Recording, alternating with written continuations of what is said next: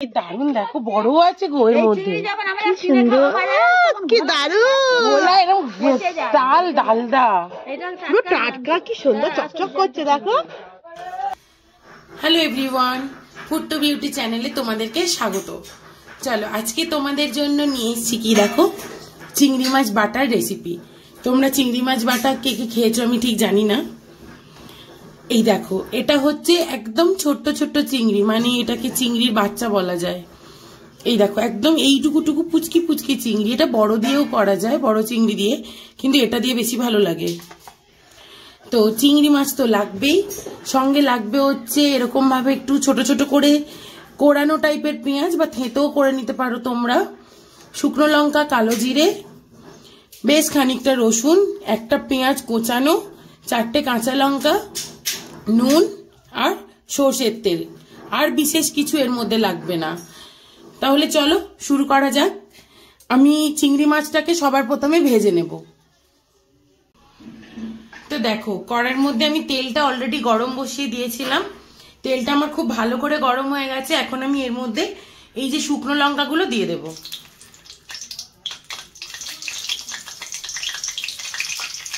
শুকনো লঙ্কাগুলো একটুখানি ভাজা হয়ে গেলে ওর মধ্যে আমি কালো জিরে দেবো। শুকনো লঙ্কাগুলো বেশ সুন্দর মতো ভাজা ভাজা হয়ে গেছে। এখন আমি এতে কালো জিরেটা দিয়ে দিচ্ছি। আর দেব হচ্ছে এখন এই গোটা গোটা রসুনগুলো। সবগুলো একটুখানি ভাজা ভাজা হয়ে যাবে, গ্যাসটা কমিয়ে দেবে। তাড়াতাড়ি রসুনটা পুড়ে গেলে আবার ভেতরটা শক্ত হয়ে থাকবে। দেখো রসুনগুলো কত সুন্দর ভাজা হয়ে গেছে। এখন আমি এর মধ্যে পেঁয়াজটা দিয়ে দেবো, যেটা বড় বড় করে কেটে রাখা ছিল। আর দেবো হচ্ছে এই কাঁচা লঙ্কাটা।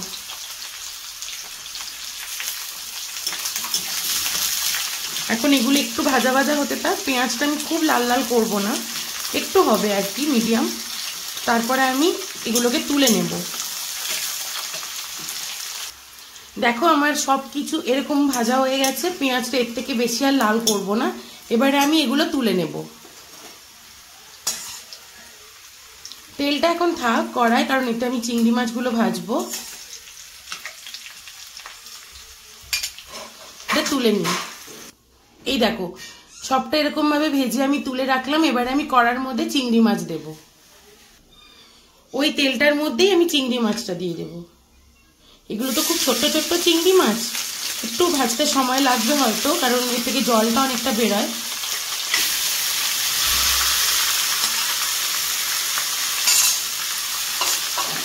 আমাদের এখানে তো এই চিংড়ি মাছগুলোকে ফুল চিংড়ি বলে। তোমাদের ওখানে কি বলে দেখো তো, আমাকে একটু জানিও তো সবাই। এটাকে আমি এখন খুব ভালো করে ভাজা ভাজা করে নেব। এরকম নাড়তে নাড়তেই এটা একদম ভাজা হয়ে যাবে। দেখো মাছগুলো ভাজতে ভাজতে ঠিক এরকম একটা দেখতে হয়ে গেছে, পুরো ঝুরঝুরে। এটাকে আর 1-2 মিনিট মতো আমি একটু ভাজবো, তারপর বন্ধ করে দেবো। তারপর একদম এটাকে মিক্সির কন্টেনারে দিয়ে আমি বেটে নেব। তোমরা চাইলে কিন্তু এটা শিলেও বাটতে পারো, কিন্তু আমি মিক্সিতেই বেটে নেব। এটা একদম হয়ে গেছে। এখন আমি এগুলোকে তুলে নিচ্ছি।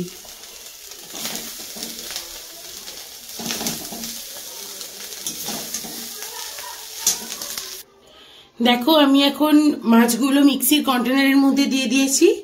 এর মধ্যে দেব হচ্ছে এই ভাজা জিনিসগুলো, মানে পেঁয়াজ লঙ্কা যেগুলো ভেজে রেখেছিলাম সেটাও দিয়ে দিলাম।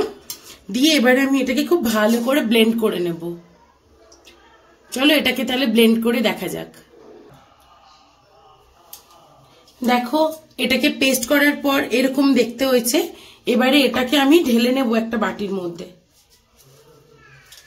এটাকে ঢেলে নিই। তো দেখো আমি এটা ঢেলে নিয়েছি, এরকম নরম সুন্দর পেস্ট হয়েছে। এখন যেটা করব সেটা হচ্ছে এই ছোট ছোট করে কোরানো যে পেঁয়াজটা, এটা আমি এর মধ্যে দেব। তোমরা চাইলে এই সময় ধনেপাতা কুচিও দিতে পারো, কিন্তু আমি দেব না, কারণ চিংড়ি মাছের গন্ধটা চলে যায়। আর দেব একটু সর্ষের তেল, কাঁচা সর্ষের তেল। এইবারে এটাকে আমি হাত দিয়ে খুব ভালো করে মেখে নেব, সুন্দর করে মেখে নেব। তোমরা নুনটা দেখে নেবে কার কতটা লাগছে। আমার এখন নুন তো ঠিকই লেগেছে, তাই আমি এক্সট্রা করে আর নুন দিলাম না। এটা একদম তৈরি, এরকম ভাবেই রেডি। তো দেখো চিংড়ি মাছ বাটাটা ঠিক এরকম একটা দেখতে হয়েছে। এটা কিন্তু খেতে ভীষণই লোভনীয় লাগে। গরম ভাতে এটা যদি থাকে না, তোমার আর অন্য কিছু লাগবে না খেতে, মনে হবে এটা দিয়েই এক থালা ভাত সব খেয়ে নেব। তো তোমরা অবশ্যই এইভাবে একবার চিংড়ি মাছ বাটা রান্না করে দেখো, খুব ইজি পদ্ধতি। তোমরা তো দেখতেই পেলে কিভাবে করলাম। তাহলে তোমাদের যদি আমার এই ভর্তা রেসিপিটা ভালো লেগে থাকে, তাহলে প্লিজ আমার চ্যানেলটা লাইক, কমেন্ট, শেয়ার আর সাবস্ক্রাইব করতে একদম ভুলো না কিন্তু।